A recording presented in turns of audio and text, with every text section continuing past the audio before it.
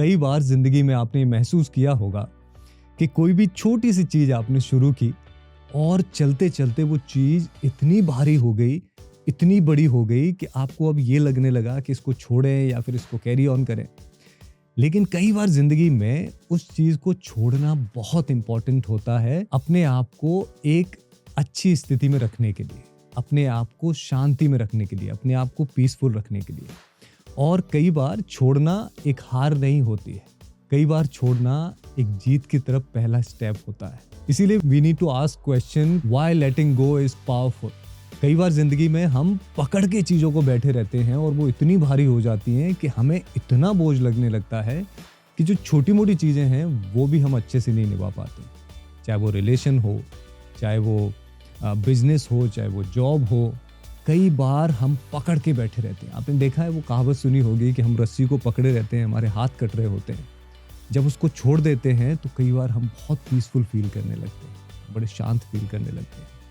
तो ज़िंदगी में कई बार ऐसी चीज़ें होती हैं जिनको छोड़ने से हमारी ज़िंदगी में बहुत बड़ा बदलाव आता है और बहुत अच्छे के लिए बदलाव आता है। आप एक सिचुएशन सोच सकते हैं, आपकी ज़िंदगी में कोई टॉक्सिक रिलेशनशिप है और वो रिलेशन इतना भारी होता चला जा रहा है कि आपको समझ में ही नहीं आ रहा है कि साथ रहना है या फिर ये रिलेशन ब्रेक करना है, और आप उसको खींचे जा रहे हैं। आपकी ज़िंदगी में कोई ऐसा सपना हो सकता है जो आपने देखा था, अब वो सपना इतना बड़ा होता चला जा रहा है कि आपको लग रहा है कि इसको अचीव नहीं किया जा सकता है, लेकिन उसके साथ आपने इतनी सारी यादें और इतने सारे मोमेंट्स जोड़ दिए हैं कि वो सपना आपको नामुमकिन लगने लगा और बहुत भारी लगने लगा। अब आप उस सपने से दूर भाग रहे हैं, लेकिन उसको पूरा करना है, आपकी मजबूरी बनती जा रही है।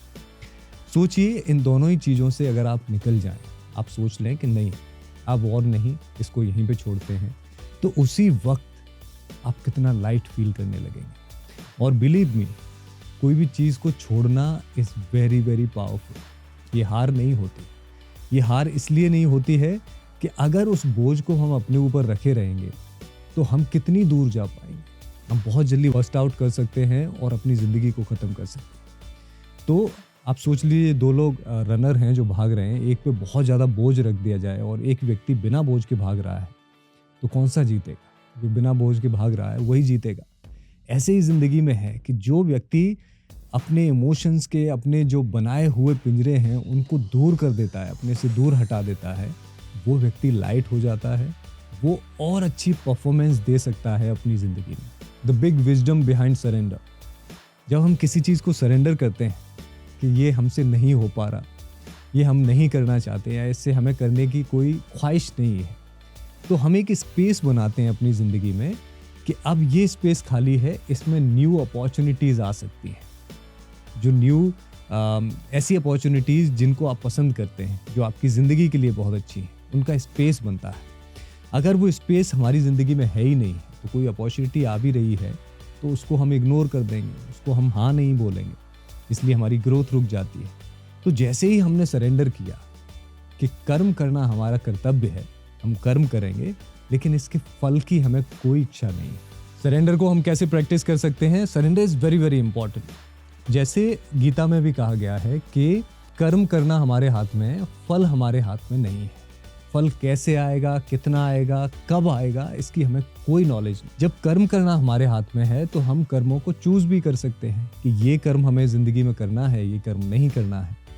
जैसे ही हम कर्म को डिसाइड करते हैं और अपना 100% उसमें डाल देते हैं और हम डिसाइड करते हैं कि इस वक्त तक मुझे ट्राई करना है, तो हम ट्राई कर रहे हैं और क्लियर हैं कि इस वक्त तक तो रुकना ही नहीं है। चाहे कोई कैसी भी सिचुएशन आ जाए, इस वक्त तक हम नहीं रुकेंगे।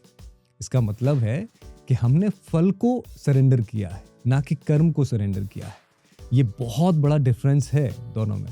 जब किसी काम को शुरू किया और उसे बीच में ही छोड़ दिया, वो तो गिविंग अप हो गया, उसने छोड़ दिया बीच में। बट लेट गो का मतलब है कि आपने पूरा ट्राई किया, फल नहीं मिला, वो अलग चीज़ है। अब आपने इस पॉइंट तक डिसाइड किया था, वहाँ तक काम करने के बाद आपने छोड़ दिया कि अब दूसरा कुछ ट्राई किया जाएगा।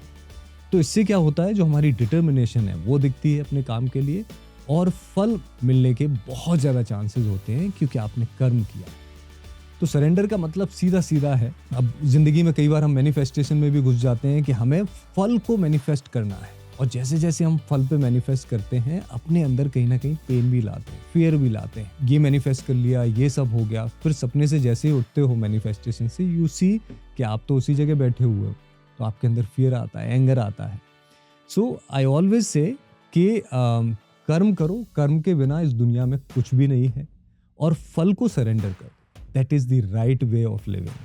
आप देखोगे ज़िंदगी एकदम से पीसफुल हो गई है, क्योंकि हमारी ज़िंदगी में हम बहुत चीज़ों पे डिपेंड हो जाते हैं अपनी खुशी के लिए, और जैसे ही आप सरेंडर करते हो, आप प्रेजेंट मोमेंट में आ जाते हो कि जो पॉसिबल है वो मैं कर रहा हूँ, अब इसका क्या फल मिलेगा कोई फ़र्क नहीं पड़ता है, and that become really beautiful. तो थैंक यू सो मच जुड़े रहने के लिए, और हमेशा की तरह इस बार भी एक वीडियो में लेके आया हूँ, और आगे भी लाता रहूँगा। कुछ ना कुछ लाइफ में चेंज होता रहे, ऐसा प्रयास रहता है।